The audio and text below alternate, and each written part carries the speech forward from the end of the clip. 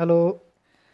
In previous video, we have discussed about the PN junction, P-type semiconductor, N-type semiconductor, forward biasing and reverse biasing.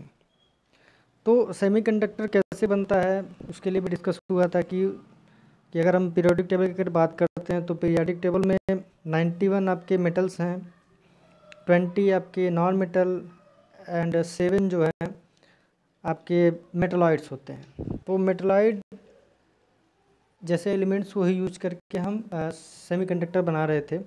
Semiconductor कहने के लिए क्या है, वो conductor भी हो सकता है और नॉन कंडक्टिव कंडक्टर भी हो सकता है। ठीक है, मतलब सुचालक भी है और कुचालक भी है।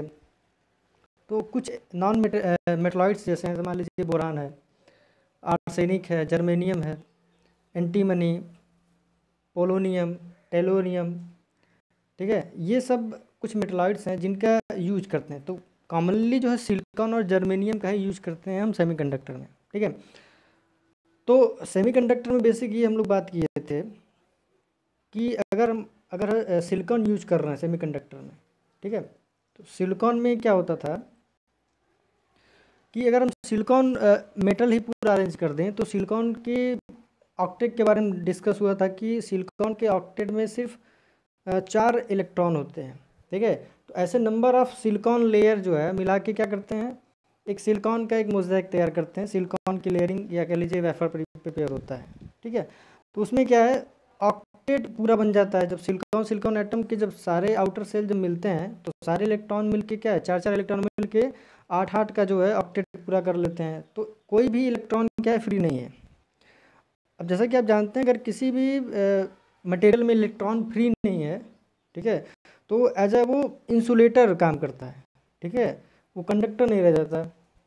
तो अभी सिलिकॉन के एटम क्या है, अभी कोई इलेक्ट्रॉन फ्री नहीं है, तो वो क्या है, कोई भी इलेक्ट्रिसिटी प्रोड्यूस नहीं कर सकता।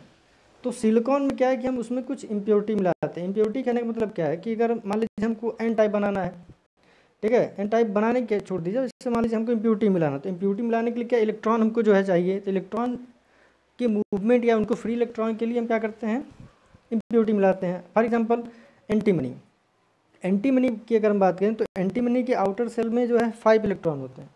ठीक है, तो अगर सिलिकॉन के 4 इलेक्ट्रॉन और एंटीमनी के 5 इलेक्ट्रॉन मिलके ऑक्टेट तो बना लेंगे, 4 मिलके आउटर सेल के ऑक्टेट बना लेंगे, फिर बचेगा क्या, 1 इलेक्ट्रॉन। तो 1 इलेक्ट्रॉन आपको फ्री बच गया।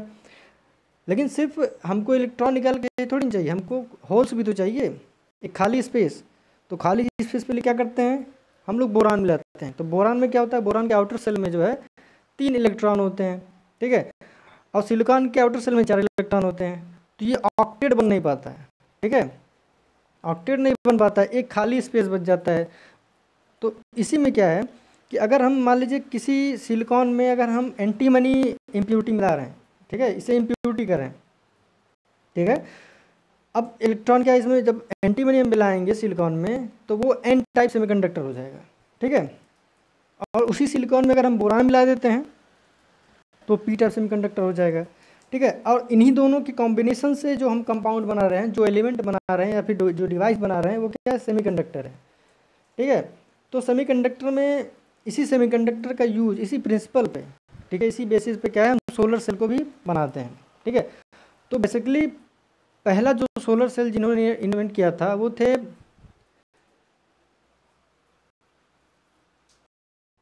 एडमंड बैकुरल, जिन्होंने 1839 में सोलर सेल को इन्वेंट किया था। तो एडमंड बैकुरल एक फ्रेंच फिजिसिस्ट हैं जो सोलर सेल को इन्वेंट किया था 1839 में।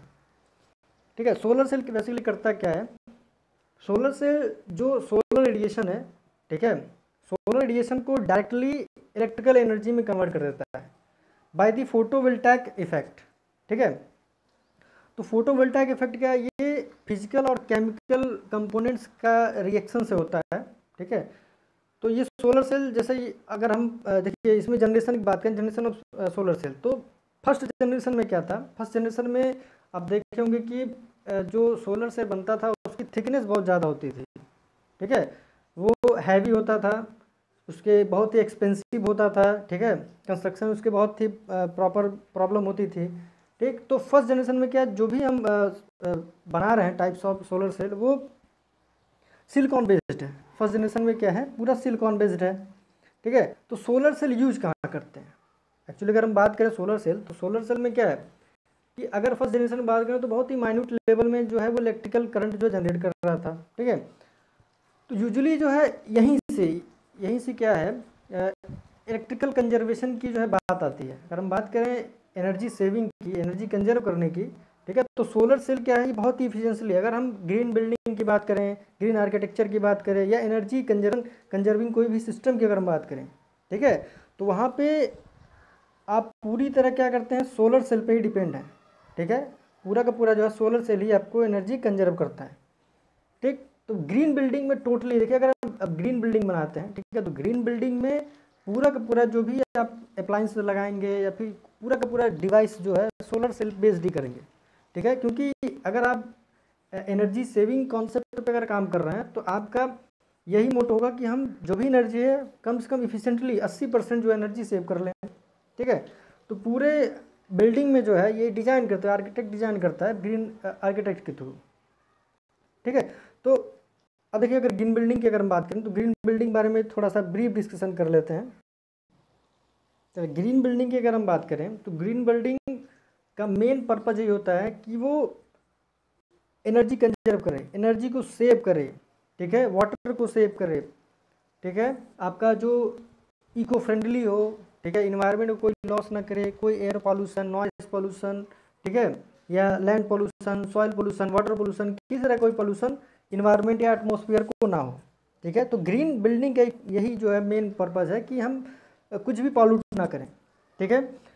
ग्रीन बिल्डिंग चूँकि टोटली एक प्री प्लान तरीके से बनाते हैं। ठीक है। एक कॉन्सेप्ट है ग्रीन आर्किटेक्चर। तो ग्रीन आर्किटेक्चर में क्या है, इट इज़ ए टेक्निक। ठीक है। वो टेक्निक है जिसमें हम क्या करते हैं, प्लान प्रिपेयर करते हैं। ठीक है। लेआउट बनाते हैं। ये पेपर वर्क है, टोटली पेपर पे जो है हम प्लान करते हैं कि कैसे इफिशिएंटली हम बिल्डिंग को डिज़ाइन करें for the purpose of saving the energy. ठीक है। अब देखिए, अगर बेनिफिट की बात करें ग्रीन बिल्डिंग की, तो बेनिफिट क्या है, increase energy efficiency by using renewable resources. ठीक है। हमें एनर्जी कंजर्व करना है तो देखिए रिन्यूएबल रिसोर्स यूज करेंगे। ठीक है। रिन्यूएबल रिसोर्स, अब रिन्यूएबल रिसोर्स क्या है, तो रिन्यूएबल एनर्जी रिसोर्स में आपका सोलर सेल आता है। ठीक है। देखिए, अगर हम बात करें रिन्यूएबल रिसोर्स की, नॉन रिन्यूएबल रिसोर्स की, ठीक है, तो पहले बात करते हैं नॉन रिन्यूएबल रिसोर्स। तो non renewable resource, conventional energy resource, commercial resource, ठीक है, ये सभी एक ही नाम है। ठीक है। जैसे मान लीजिए, अगर बात करें कन्वेंशनल एनर्जी रिसोर्स, तो कन्वेंशनल एनर्जी रिसोर्स क्या है आपका, जो कोल है, पेट्रोलियम है, न्यूक्लियर पावर है। ठीक है। ये सब क्या है, आपके कन्वेंशनल एनर्जी रिसोर्स हैं, जिनको आप कमर्शियल एनर्जी रिसोर्स भी कहते हैं, नॉन रिन्यूएबल एनर्जी रिसोर्स भी कह सकते हैं। ठीक है। तो रिन्यूएबल एनर्जी रिसोर्स यूज करेंगे। अब तो रिन्यूएबल क्या है, ये तो हम बात कर लिए कन्वेंशनल एनर्जी रिसोर्स। अब आइए नॉन कन्वेंशनल एनर्जी रिसोर्स के बारे में जानते हैं। तो नॉन कन्वेंशनल एनर्जी रिसोर्स में आपका क्या है, solar power, wind power, OTEC यानी ओशियन थर्मल, जियो थर्मल, वेब पावर। ठीक है। ये सभी आपके क्या हैं, नॉन कन्वेंशनल एनर्जी रिसोर्स में आते हैं। ठीक है। और एक और टर्म में बात करें तो ये रिन्यूएबल एनर्जी रिसोर्स भी हैं और नॉन कमर्शियल एनर्जी रिसोर्स भी हैं। ठीक है। ये कमर्शियली अवेलेबल नहीं है। ठीक है।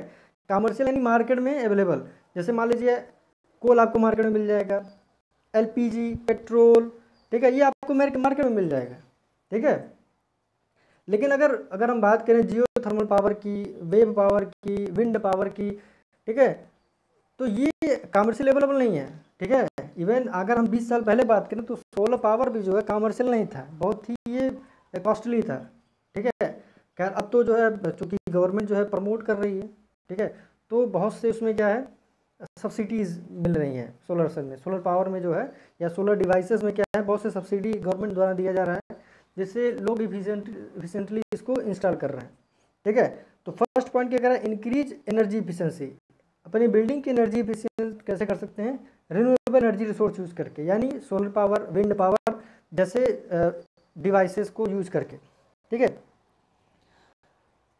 सेकेंड पॉइंट क्या रहा है, orient the house to gain maximum solar energy. ठीक है, ये पॉइंट जो है, ये जो सेकंड पॉइंट आपका कह रहा है ओरिएंट दी हाउस। अब हाउस को ओरिएंट करने का मतलब क्या है कि आप जो है पहले ग्रीन आर्किटेक्चर प्रिपेयर करिए। ठीक है, पहले प्लानिंग होता है कि आपका साइट कहाँ पे, आपका जो है लोकेशन कहाँ पे बिल्डिंग का, या फिर आपका जो प्रपोज साइट कहाँ पे है। ठीक है, तो उसको इस तरह प्लान करते हैं कि आप 365 दिन जो है आपके साइट पे जो है सन का ओरिएंटेशन कैसे है, ठीक है, सन का मूवमेंट कैसे है। तो उसमें ये देखा जाता है कि अगर मैक्सिमम डे जो है जिस कह लीजिए साइड में है, ठीक है, उसके तरफ जो ओरिएंट करेंगे, जैसे मोस्टली जो है आपका साउथ फेसिंग बनाया जाता है। ठीक है, मोस्ट ऑफ डे जो है क्या साउथ फेसिंग जो है सन का ओरिएंटेशन साउथ फेसिंग रहता है। ठीक है, तो साउथ फेसिंग जो है करके हम लोग बनाते हैं उसको। ठीक है, नेक्स्ट पॉइंट कह रहा है कट एनर्जी कंजप्शन। तो एनर्जी को कंजप्शन को कट करना है। अब एनर्जी कट कैसे होगा, एनर्जी कट करने के लिए क्या करते हैं, जो भी रिन्यूएबल एनर्जी रिसोर्स है आप उसको करेंगे। ठीक है, मान लीजिए आपका बिल्डिंग ग्रीन बिल्डिंग नहीं है। ठीक है, ग्रीन बिल्डिंग कॉन्सेप्ट में नहीं है। ठीक है, लेकिन आप फिर भी एनर्जी को आप कंजर्व करना चाहते हैं, आप बचाना चाहते हैं, सेव करना चाहते हैं, तो उसके लिए क्या करते हैं, एनर्जी सेविंग अप्लायंसेस का यूज करते हैं एनर्जी को कंजर्व करने के लिए। ठीक है, एनर्जी सेविंग अप्लायंसेस मान लीजिए आपका मिक्सर हो गया, फ्रिज हो गया, एसी हो गया। ठीक है, तो ऐसे हैवी जो कह लीजिए कि बहुत ज़्यादा लोड लेके एनर्जी को कंजप्ट करते हैं। ठीक है, उनको इफ़िशिएंटली सेव करने के लिए, एनर्जी सेव करने के लिए यूज करिए। ठीक है, ऐसे बहुत से आपको मिलते होंगे अप्लायंसेस। ठीक है, जो 3 स्टार और 4 स्टार होते हैं। ठीक है, 5 स्टार रेटिंग के होते हैं। तो उसमें लिखा होता है कि वो क्या है, एनर्जी को कंजर्व करते हैं, सेव करते हैं। ठीक है, तो कुछ इस तरह के अप्लायंसेस को यूज करके जो है आप एनर्जी को कंजर्व कर सकते हैं। ठीक, नेक्स्ट पॉइंट कह रहा है reduce air pollution, pollutant and gases. तो एयर पॉल्यूटेंट को कैसे कम कर सकते हैं, air pollutant, reduce air pollutant and gases. ठीक है, तो एयर पॉल्यूटेंट रिड्यूस करने के लिए से बात करिए, अगर हम बात करें ग्रीन बिल्डिंग के कंस्ट्रक्शन के, जब ग्रीन बिल्डिंग बनता है तो बहुत से जो है पॉल्यूशन होता है, यानी डस्ट पार्टिकल। ठीक है, मूव करते रहते हैं। ठीक, एक ये पॉइंट हो गया। एक जब कंस्ट्रक्शन हो जाता है उसके बाद जो है अगर आपके बिल्डिंग में प्रॉपर जो है वेंटिलेशन नहीं है, ठीक है, प्रॉपर वेंटिलेशन नहीं है, जो एग्जिस्टिंग एयर है वो क्या करते हैं, आउटसाइड जा रहा है और आउटसाइड का एयर अंदर नहीं आ रहा है। ठीक है, तो बहुत से प्रॉब्लम हो सकता है। एक प्रॉब्लम क्या है, किचन से क्या है, रेगुलर जो है वहाँ से भी जो है आपका एयर पॉल्यूशन होता रहता है। ठीक है, तो इन सबको क्या है, रिड्यूस करना है, इनको कम करिए। ठीक, कम कैसे कर सकते हैं, पहले तो आप प्रॉपर वेंटिलेशन करिए उसमें। ठीक है, जो भी आपके एग्जिस्टिंग घर है, या फिर मान लीजिए ग्रीन बिल्डिंग बना तो कोई बात नहीं, ग्रीन बिल्डिंग में तो ऑलरेडी जो है इन सब चीज़ों का जो है कंसिडरेशन होता है कि हमको जो है वेंटिलेशन ही करना है। ग्रीन बिल्डिंग में ये है कि ज़्यादा ज़्यादा आप जो है जो भी नेचर में एग्जिस्ट कर रहे हैं वो इन्हीं का यूज़ करना है। ठीक है, ग्रीन बिल्डिंग कुछ इस तरह बनाते हैं कि अगर दिन का टाइम है, ठीक है, डे टाइम में इस तरह डिज़ाइन होता है बिल्डिंग कि उसमें आप जो है जो लाइट है उसको आप नहीं जलाएंगे। ठीक है, जो बल्ब है या CFL है उसको आप नहीं जल्दी जलाएंगे। ठीक है, क्योंकि जो सोलर रेडिएशन उसी के थ्रू जो है पूरा का पूरा लाइटिंग सिस्टम हो जाता है। ठीक है, AC की ज़रूरत नहीं पड़ती है। ठीक है, AC की भी ज़रूरत नहीं पड़ती है, फैन से ही काम चल जाएगा क्योंकि वेंटिलेशन रहता है। ठीक है, जो भी आउटसाइड एयर है, फ्रेश एयर, वो अंदर जो है इन करेगी। ठीक है, नेक्स्ट पॉइंट कह रहा है कि increase renewable energy resource from 9% to 25%। ठीक है, ये देखिए पहले क्या था, पहले लोग अवेयर नहीं थे। ठीक है, ये भी जैसे सोलर सेल की बात करें तो ये सब भी इन्वेंट हो रहे थे, इन पे और भी कमर्शलाइजेशन करने के लिए प्रोसेस चल रहे थे कि कैसे इसके इक्विपमेंट को और जो है इफ़िशिएंट बनाया जाए, इसकी इफ़िशिएंसी कैसे बढ़ा दिया जाए। ठीक है, इसकी कॉस्ट को कैसे मिनिमाइज किया जाए। ठीक है, कैसे मार्केट में इसको और कमर्शलाइज करें, तो बहुत से जो है प्रॉब्लम चल रहे थे। ठीक है, क्योंकि जब बना था तो बहुत से जो है ये कॉस्टली था, तो हर कोई यूज नहीं कर पा रहा था। ठीक है, तो अब क्या है, जब धीरे धीरे क्या है, ये इसका कमर्शलाइज हुआ, ठीक है, गवर्नमेंट ने इस पर सब्सिडी दे रहा है, लोग इस पर प्रमोट कर रहे हैं, ठीक है, तो धीरे धीरे क्या ये इसका यूज बढ़ रहा है। ठीक है, लोग जो है कन्वेंशनल सोर्स को छोड़ के जो है रिन्यूएबल एनर्जी सोर्स पे आ रहे हैं। ठीक, next point, increase organic farming. Organic farming में क्या है कि अगर हम बात करें ग्रीन बिल्डिंग में, तो ग्रीन बिल्डिंग की अगर हम बात कर रहे हैं तो इसमें ऑर्गेनिक फार्मिंग ही होती है। जैसे मान लीजिए फर्स्ट पॉइंट, मान लीजिए अगर आप किसी भी एग्रीकल्चरल फील्ड पे अगर आप वो अपना अपार्टमेंट बनाते हैं या बिल्डिंग वगैरह बना रहे हैं, तो वहाँ के 2 से 3 फीट जो फर्टाइल सॉइल है उसको रिमूव कर लीजिए।